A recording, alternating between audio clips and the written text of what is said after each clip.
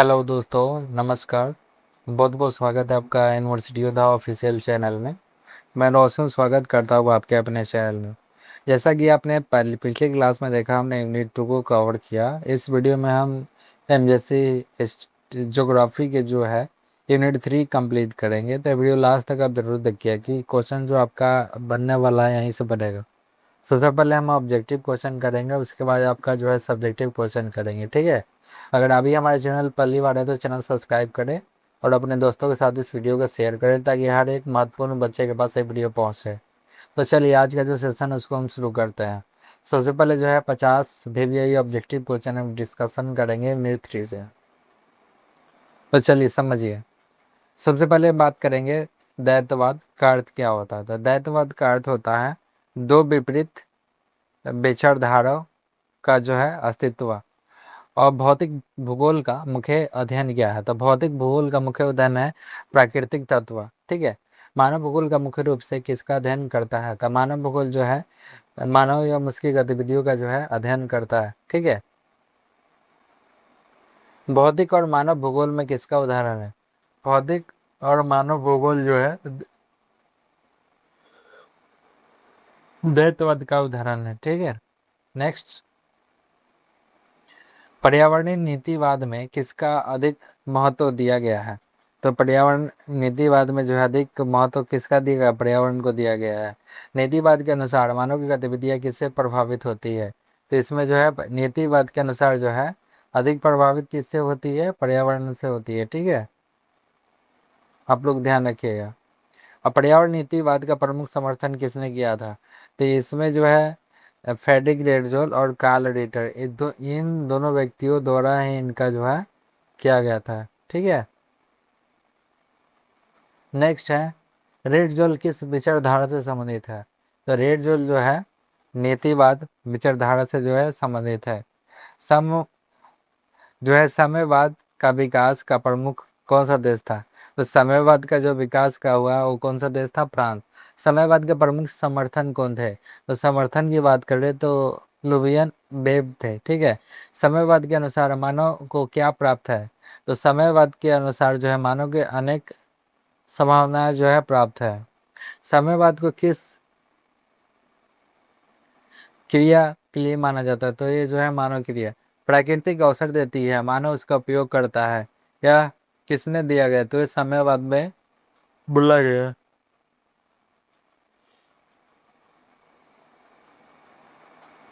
अब हम बात करेंगे 14 नंबर, नीतिवाद में मानव भूगोल कैसी मानी जाती है। तो इसमें जो है निष्क्रिय मानी जाती है। साम्यवाद में मानव भूगोल कैसे माने, साम्यवाद में जो है मानव भूगोल कैसी सक्रिय मानी जाती है। नौ निश्चयवाद संबंध किससे है। तो ये जो है ग्राफी टेलर। नौ नौ नीतिवाद को किस नाम से जाना जाता है। तो ये जाना जाता है step and go, stop and go determinism की अवधारणा किसने दिया था। तो ये दिया था ग्रिफिथ टेलर ने। नौ नियतिवाद किसके भी संतुलित स्थापित करता है। तो ये करता है मानव एवं पर्यावरण की।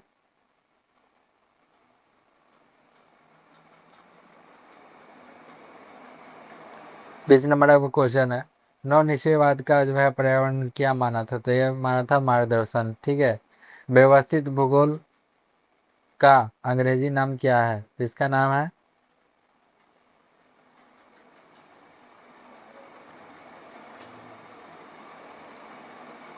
प्रादेशिक भूगोल को अंग्रेजी में क्या कहते हैं। तो इनको बोलते हैं रीजनल ज्योग्राफी, ठीक है।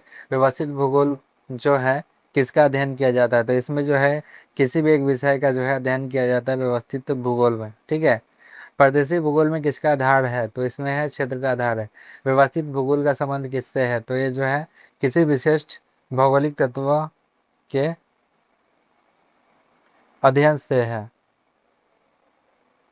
नेक्स्ट क्वेश्चन हम बात करेंगे प्रादेशिक भूगोल का अध्ययन में इकाई क्या है। तो इसकी इकाई है प्रदेश।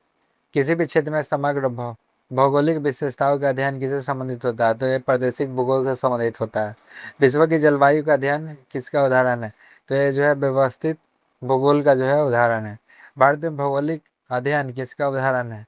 तो भारत में जो भौगोलिक अध्ययन है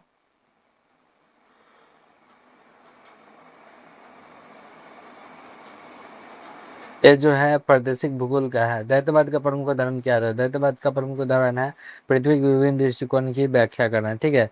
भौतिक भूगोल में प्रमुख प्राकृतिक तत्व कौन है? तो भौतिक भूगोल में जो है प्रमुख प्राकृतिक तत्व की बात कर रहा है, तो इसमें जलवायु हो जाएगा। मानव भूगोल में निम्नलिखित किसका अध्ययन होता था? मानव भूगोल में जनसंख्या का अध्ययन होता है। ठीक है। नीतिवाद की विचारधारा किस शताब्दी में दी गई थी? तो नीतिवाद की जो अवधारणा है वो दी गई थी 18वीं से 19वीं शताब्दी में। ठीक है। साम्यवाद का प्रमुख भूगोलवेत्ता कौन है? तो साम्यवाद के जो है ला बलास विडॉल डी ला बलौस की देश के भूगोलवेत्ता है। तो इनकी बात की जाए तो ये फ्रांस की है। जेनरी डिवाइन की अवधारणा किससे संबंधित है? तो जेनरी डिवाइन की बात कर रहा है, तो ये आपका हो जाएगा विडॉल डी ब्लास। ठीक है। जेनर जेनर डिवाई का अर्थ क्या होता है? तो जीवन की पद्धति जो है। नियतिवाद का दूसरा नाम क्या है? तो नीतिवाद का दूसरा नाम क्या है? साम्यवाद को अंग्रेजी में क्या बोलते हैं?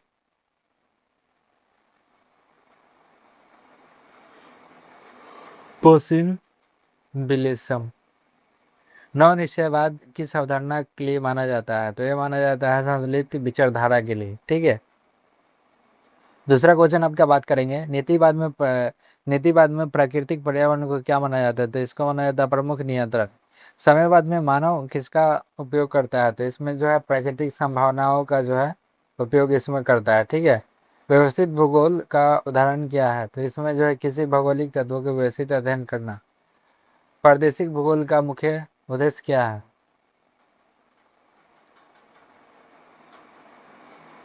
इसमें किसी भी प्रदेश की सामग्री विशेषता का अध्ययन करना। मानव प्रकृति का दास है जैसी अवधारणा के संबंधित है, यह है नीतिवाद से। मानव प्रकृति का दास नहीं है बल्कि उसके अवसरों का उपयोग करता है। ये संबंध है साम्यवाद से। ठीक है। दैत्यवाद ने भूगोल किस विकास ने योगदान दिया था?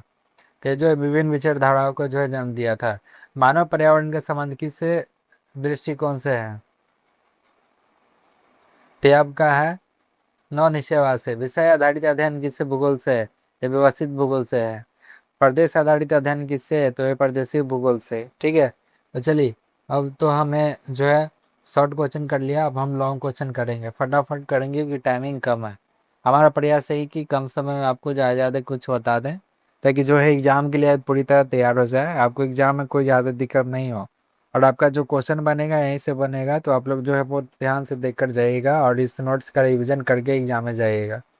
आने के बाद हमको बताइए कि आपका कितना क्वेश्चन टकरा है इस नोट्स से। ठीक है। तो सबसे पहले बात करेंगे भूगोल में दैत्यवाद का तात्पर्य क्या है, जिसके बारे में पूरा बताएं। तो भूगोल में दैत्यवाद का अर्थ है भूगोल की अध्ययन के दो अलग अलग विपरीत दृष्टिकोण के अस्तित्व से है। भूगोल के विकास के दौरान विद्वानों ने भूगोल की पद्धति, विषय वस्तु, अध्ययन पद्धति को जो है अलग अलग ढंग से समझाया है। इसी कारण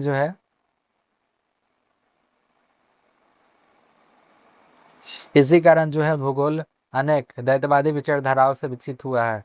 भूगोल में सबसे प्रमुख दैत्य भौतिक भूगोल और मानव भूगोल है। तो सबसे बड़ा दैत्य भूगोल कौन है? भौतिक भूगोल और मानव भूगोल है। भौतिक भूगोल में प्राकृतिक तत्व जैसे स्थल रूप, जलवायु, मिट्टी, महासागर, नदी एवं प्राकृतिक वनस्पति का अध्ययन इसमें किया जाता है। ठीक है। तो इसके विपरीत मानव भूगोल में जो है मानव, जनसंख्या, बस्तियाँ, कृषि, उद्योग, परिवहन, आर्थिक गतिविधियाँ अध्ययन इनका किया जाता है। ठीक है। दूसरा बात की जाए, दूसरा महत्वपूर्ण दैत्य निश्चयवाद और साम्यवाद का है। पर्यावरण नीतिवाद के अनुसार प्राकृतिक पर्यावरण मानव की गतिविधि काफ़ी हद तक जो है नियंत्रित करता है। रेड जॉल और सैंपल ने विद्वानों ने इस विचारधारा से जुड़े थे। इसके विपरीत जो है साम्यवाद मानव को जो है सक्रिय मानता है और कहता है कि प्राकृतिक मनुष्य के सामने अनेक संभावनाएं प्रस्तुत करती है तथा मनुष्य अपने बुद्धि के आधार पर जो है उसका उपयोग करता है। इसके मानव नव निश्चयवाद विकसित हुआ था, जिसने नियतिवाद एवं साम्यवाद के बीच संतुलन स्थापित करने का जो है प्रयास किया था। और सर्वप्रथम ग्रिफी टेलर ने बोला था कि स्टॉप एंड गो डिटरमिनिज्म के रूप में प्रस्तुत किया था। कौन किया था? Griffith Griffith Taylor. भूगोल एक अन्य दैत जो व्यवस्थित भूगोल के प्रादेशिक भूगोल है। व्यवस्थित भूगोल किसी भी विशेष भौगोलिक तत्व विषय का अध्ययन जो है इसमें किया जाता है। ठीक है, नेक्स्ट है, जब प्रादेशिक भूगोल किसी भी निश्चित प्रदेश सामग्री भौगोलिक विशेषताओं का अध्ययन किया जाता है। इसी दैतवाद में भूगोल का विकास महत्वपूर्ण भूमिका निभाई जाती है। इससे भूगोल को विभिन्न शाखाओं और विचारधाराओं को समझने में सहायक मिलती है। आधुनिक भौगोलिक में इन दैत्यों को पूर्णतः अलग अलग मानने के बजाय इसके बीच संबंध जो है परस्पर निर्भर करता है। और मुख्य बिंदु क्या है वो समझते हैं। दैत्यवाद क्या मतलब क्या होता है? दो विभिन्न दृष्टिकोण में अस्तित्व। ठीक है, और प्रमुख दैत्यवाद क्या है? भौतिक भूगोल या मानव भूगोल नीति नियतिवाद में समयवाद नव निश्चयवाद व्यवस्थित भूगोल का जो है किया जाता है। आधुनिक भूगोल में जो है समय बनाए पर भी बल दिया गया है। ठीक है, अब दूसरा क्वेश्चन समझेंगे। अब भौतिक भूगोल और मानव भूगोल में अंतर क्या है वो समझाइए। तो समझिए, भूगोल का समय बनाए दो प्रमुख भागों से, जिसमें भौतिक भूगोल और मानव भूगोल से विभाजित किया गया है। ये विभाजन किए जाने वाले, तो भौतिक भूगोल किसे कहते हो समझिए। भौतिक भूगोल जैसे पृथ्वी के प्राकृतिक पर्यावरण तत्वों का संबंधित घटनाओं का जो है इसमें अध्ययन किया जाता है। जैसे भौतिक भूगोल में क्या आएगा? भौतिक मतलब क्या? पर्वत, पठार, मैदान, नदी, महासागर, ये क्या हुआ जो अपने आप जो उत्पन्न हुआ है। पर्वत इंसान नहीं बनाया, प्राकृतिक द्वारा बना है। पठार भी जो है, मैदान भी है, तो ये सब क्या आ जाएगा? ये सब भौतिक भूगोल में आ जाएगा। मिट्टी, प्राकृतिक वनस्पति, आपदाएं, इसके विषय है। ठीक है, भौतिक भूगोल का उद्देश्य है प्राकृतिक घटनाओं की उत्पत्ति, वितरण और अनेक पारिस्थितिक संबंधों को जो है समझाना है। ठीक है, अब मानव भूगोल समझिए, जो मानव के द्वारा बनाया गया है। तो मानव भूगोल के मनुष्य की पर्यावरण के बीच संबंधों का अध्ययन है। इस जनसंख्या में जैसे मानव बस्तियाँ, कृषि, उद्योग, व्यापार, परिवहन, संस्कृति, राजनीतिक, आर्थिक गतिविधियाँ इसमें शामिल है। मानव भूगोल को समझने का प्रयास करता है कि मनुष्य किसी प्रकार पर्यावरण का उपयोग कर उससे गतिविधियों का जो है प्रभावित करता है। और मुख्य अंतर क्या है वो समझिए। अध्ययन विषय, जैसे कि भौतिक भूगोल का केंद्र है प्राकृतिक पर्यावरण है, जबकि मानव भूगोल केंद्र मानव एवं गतिविधियां है। ठीक है, प्राकृतिक, जैसे कि भौतिक भूगोल प्राकृतिक क्रियाओं का अधिक ध्यान देता है। मानव भूगोल सामाजिक एवं आर्थिक क्रियाओं का जो है इसमें अध्ययन करता है। दृष्टिकोण में क्या है? भौतिक भूगोल प्राकृतिक घटनाओं को समझ जाता है। मानव भूगोल और व्यवहार और परिवर्तन समझा जाता है। संबंध क्या है? दोनों को पूरी तरह अलग नहीं किया जा सकता। मानव समाज प्राकृतिक पर्यावरण से प्रभावित होता है और मनुष्य की पर्यावरण में परिवर्तन लाता है। इसी प्रकार भौतिक और मानव अलग अलग शाखाएं होते हैं, भी एक दूसरे के घनिष्ठ रूप से संबंधित है। आधुनिक भूगोल में दोनों के बीच जो है विशेष महत्व दिया गया है। अब मुख्य बिंदु समझिए। भौतिक भूगोल प्राकृतिक तत्व के,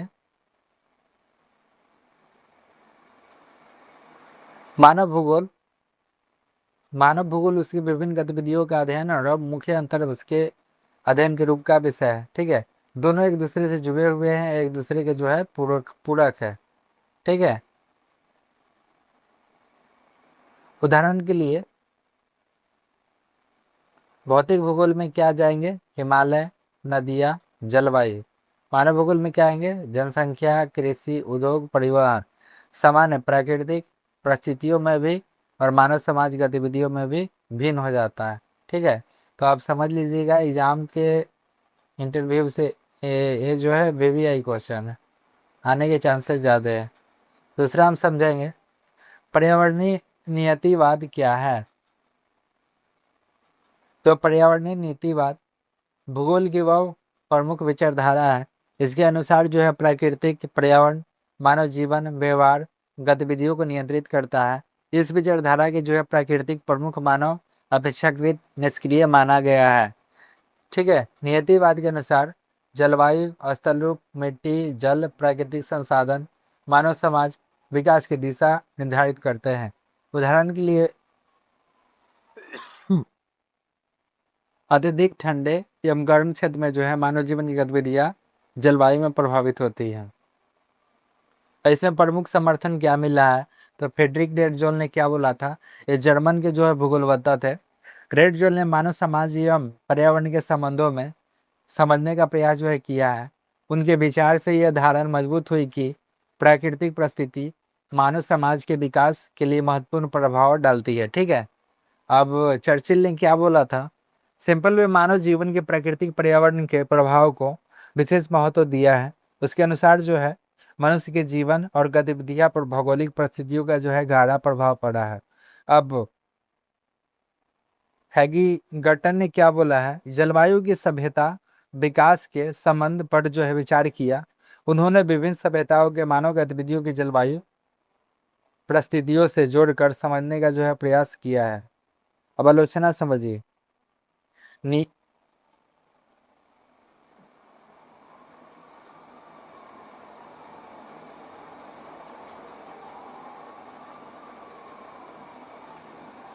नियतिवाद सबसे बड़ी आलोचना यह है कि यह मानव की बुद्धि, तकनीकी और संस्कृति निर्णय लेने की क्षमता पर्याप्त महत्व नहीं दिया गया है। यह विचारधारा मानव की प्रकृति का दास बनाती है।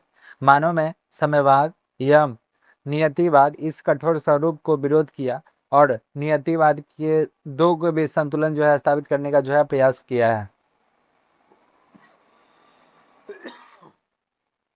उदाहरण जैसे ठंडे प्रदेश में लोग मोटे वस्त्र पहनते हैं। ठीक है। पर्वतीय क्षेत्रों में कृषि, प्राकृतिक मैदानी क्षेत्र भिन्न होती है। जलवायु और संसाधन की उपलब्धता मनुष्य के जीवन की दिशा के जो है निर्धारित करती है। ठीक है। नेक्स्ट क्वेश्चन समझिए। पर्यावरणीय नियतिवाद क्या है? 3 नंबर आपका क्वेश्चन था। ये हमने 3 नंबर क्वेश्चन कर लिया। ठीक है। वो आपका चौथा क्वेश्चन होगा।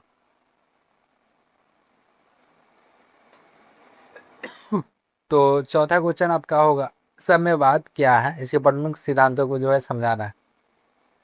तो साम्यवाद मनुष्य की एक महत्वपूर्ण विचारधारा है जिसके अनुसार जो है प्राकृतिक मानव को नियंत्रित करने वाली शक्ति नहीं है, बल्कि यह मानव को सामने अधिक संभावनाएं प्रस्तुत करती है। मानव अपनी बुद्धि, तकनीकी और संस्कृति के आधार पर जो है इसका उपयोग करता है। अब साम्यवाद का अर्थ क्या है वो समझिए। साम्यवाद का अर्थ होता है साम्यवाद का अर्थ होता है प्राकृतिक मानव के अनेक अवसर संभावनाएं प्रस्तुत करती है और मानव अपनी आवश्यकता के अनुसार उन अवसरों में उपयुक्त चयन करता है। जहां मानव को सक्रिय एवं रचनात्मक जो है स्वतंत्रता माना गया है। अब साम्यवाद के जो है सिद्धांत को ज्यादा प्राकृतिक अवसर प्रदान करती है तथा प्राकृतिक मानव को जो है अनेक संभावनाएं देती है, परंतु उन्हें चुनने का जो अधिकार मानव को होता है। मानव सक्रिय और रचनात्मक है, तो इसके लिए क्या मानव अपनी बुद्धि, तकनीकी अनुभव और संस्कृति के आधार पर जो है पर्यावरण का जो है उपयोग करता है। ठीक है। पर्यावरण नियंत्रण नहीं सहायक है।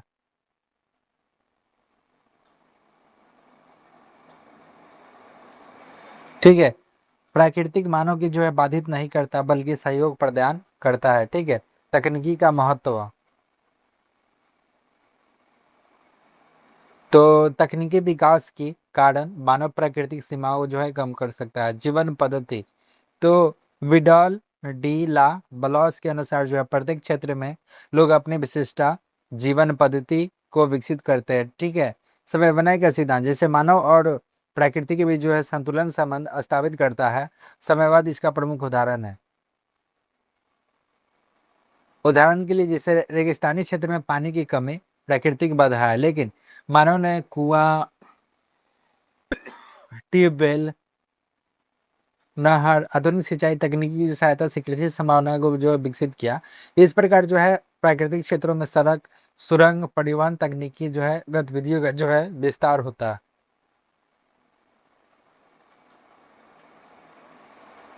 अब इसका समयवाद के एक नक्षत्र जैसे कि इसका विचार क्या है? प्रकृति के अवसर देती है, मानव इसका उपयोग करता है।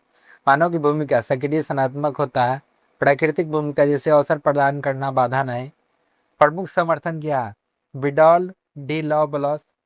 ठीक है, निष्कर्ष क्या है? समयवाद ने मानव की बुद्धि, तकनीकी, संस्कृति और स्वतंत्रता के जो है स्वीकार कर भूगोल के अध्ययन की नई दिशा दी है। इस विचारधारा को जो है मानव मानव और प्रकृति के भी जो है सहयोग समय बनाए के विशेष क्षेत्र पर जो है बल दिया है। ठीक है,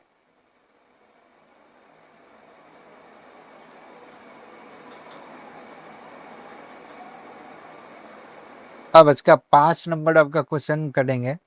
नौ नि, नौ नियतिवाद क्या है? ग्रिफिथ टेलर के योगदान का जो है इसमें वर्णन करना है। तो चलिए आपका 5वां क्वेश्चन हम डिस्कशन करते हैं। 9 नीतिवाद भूगोल के विकसित संतुलन विचारधारा है। ठीक है, जिसके पर्यावरणीय नीतिवाद समयवाद के बीच संतुलन स्थापित किया गया है। इस विचारधारा में प्रमुख समर्थन कौन थे? ग्रिफिथ टेलर थे। और नौ निश्चयवाद का अर्थ क्या है? नौ निश्चयवाद के अनुसार प्राकृतिक पर्यावरण मानव को पूरी तरह जो है नियंत्रित नहीं करता है, ना ही मनुष्य की प्रकृति पूर्णतः स्वतंत्र है। प्राकृतिक मानव की गतिविधियां के लिए सीमाएं न दिशाएं निर्धारित करती है, बल्कि मनुष्य उसकी सीमाओं के भीतर रहकर अपने ज्ञान, तकनीकी और संस्कृति के आधार पर जो है विकल्प को चुनता है। ठीक है, तो ग्रिफिथ टेलर के योगदान क्या है वो समझिए। नौ नीतिवाद के परिवर्तन क्या है? जिससे कि ग्रिफिथ टेलर ने नौ नियतिवाद को जो है प्रस्तुत किया। इस पर स्टॉप एंड गो डिटरमिनिज्म नाम जो है इनको दिया था। ठीक है, दूसरा है ट्रैफिक सिग्नल का उगमा। तो टेलर ने प्राकृतिक पर्यावरण की तुलना ट्रैफिक सिग्नल की लाल बत्ती की कुछ गतिविधियों रोकती है, जिसे स्टॉप बोलते हैं, और हरी बत्ती कुछ गतिविधियां जो आगे बढ़ने का जो है अवसर हमको देता है, जो गो बोलते हैं। ठीक है, तो उसके बाद बताया कि व्यवहारिक महत्व। अब व्यवहारिक महत्व क्या है वो समझिए। जैसे कि यह विचारधारा ना तो प्रकृति को पूर्ण तरह नियंत्रित मानती है और ना ही मानव को पूर्ण तरह स्वतंत्र मानती है। यह मानव के पर्यावरण के भी जो है संतुलित संबंध जो है स्थापित करती है। उदाहरण के लिए रेगिस्तान में जल की कमी कृषि के लिए बाधा है। ठीक है, परंतु सिंचाई तकनीकी के अवसर सिंचाई संभव है। अब नव निश्चयवाद की जो है भूमिका क्या है वो समझ लेते हैं। यह नियतिवाद यम समयवाद दोनों मध्य संतुलन स्थापित करते हैं। ठीक है, और पर्यावरण मानव गतिविधियां के लिए जो सीमाएं और दिशाएं निर्धारित करती है। मानव की तकनीकी और ज्ञान के महत्व स्वीकार करता है, परंतु उसकी सीमाएं भी मानता है। यह दृष्टिकोण व्यवहारिक और वैज्ञानिक आधुनिक भूगोल की जो है व्यापक मिली है। और मुख्य बिंदु क्या है? नवनीतिवाद। जैसे कि नियतिवाद एक समयवाद के बीच संतुलन है। ग्रिफिथ टेलर ने नवनीतिवाद का जो है प्रवर्तक थे। ठीक है, इन्होंने बताया stop and go determinism traffic signal की उपमा दी, जिसमें प्राकृतिक सीमाएं स्टॉप का अवसर गो और दोनों प्रदान करती है। ठीक है, अब परीक्षा में लिखने योग्य पंक्ति कौन है? जैसे कि नवनिश्चयवाद नवनिश्चयवाद मानव के भूगोल संबंध संतुलित व्यवहार की व्याख्या है, जो न तो प्रकृति के पूर्ण नियंत्रित मानती है और न ही इसको पूर्ण स्वतंत्र मानती है। ठीक है, निष्कर्ष क्या है? मानव नियतिवाद के प्रमुख सक्रिय भूमिका एवं पर्यावरण की जो है सीमाओं को दोनों स्वीकार कर भूगोल के जो है यथार्थवादी तथा वैज्ञानिक दिशा को जो है प्रदान इसमें करता है। ठीक है,